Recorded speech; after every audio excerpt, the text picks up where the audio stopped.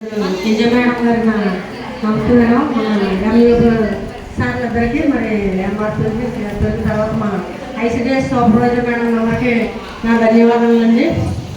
మాకు మరి విద్యాశాఖతో ట్రైనింగ్ అని మా డిపార్ట్మెంట్ నుండి పిలిపించిన తర్వాత మేమైతే చాలా టెన్షన్గా ఫీల్ అయ్యామండి.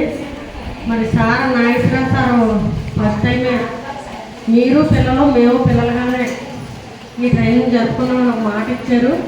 మేము తల్లులుగా వచ్చాము కానీ పిల్లలు చేసిన శాస్త్రాలన్నీ ఇక్కడ చేసామండి.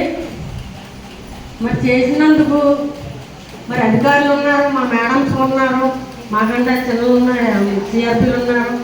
మా అల్లర్లతో కూడిన ఆటలు పాటలు మాతో ఎంజాయ్మెంట్ ఏది చేసినా సరే ఓపికగా మీరు మాతో పాటు విని సాగి 6 రోజుల ట్రైనింగ్ కూడా చాలా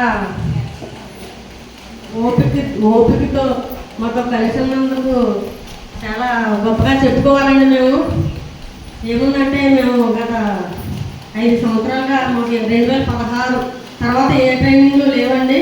ఒక ట్రైనింగ్ అనగానే ఏ వైద్యాలు అనకాపల్లిలో ఇస్తారని మేము ఆశించాము, కానీ దగ్గరలో ఇచ్చారు.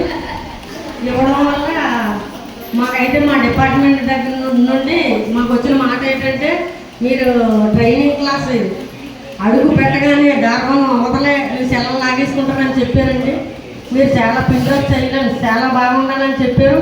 అయినా సరే మీరు ఎన్ని చేసినా సరే మరి కొన్ని మండలాల నుండి నేను ఫోన్లు చేశానండి తల్లులకు పంపడం చేయడంలోని. ఆ తల్లులతో మా టీచర్లతో మాట్లాడానండి. చాలా సెంటర్లో ట్రైనింగ్ సెంటర్స్లో సెల్ ఫోన్ తీసుకున్నారటండి. తర్వాత వాళ్ళు చెప్పింది వేగం అని స్కూల్ టీచర్స్ చెప్పినట్టే వినబట్టండి. ట్రైనర్ ఎవరైతే ఉన్నారో వాళ్ళు చెప్పినట్టే వినాలి. మేము మమ్మల్ని మాట్లాడనవ్వలేదు, బయటికి రానివ్వలేదు అని రాత్రి 10 గంటలకు ఫోన్ చేసి 2 టీచర్లు చెప్పారండి 2 ప్రాజెక్టుల నుండి. ఆ విషయం అయితే మన ట్రైనింగ్ సెంటర్ చాలా ఫ్రీగా మమ్మల్ని విడిచిపెట్టారు. మేమైతే మరి పిల్లలుగా అలర్లు చేసాము, రకరకాలుగా ఉన్నాము. ఏదైనా మీ పట్ల తప్పుగా ప్రవర్తిస్తే మాత్రం మమ్మల్ని క్షమించండి సార్, మీరు గురువులు, మేము పిల్లలు, ఏదైనా సరే మమ్మల్ని క్షమించాలని ఈ చిన్నబాబు సార్.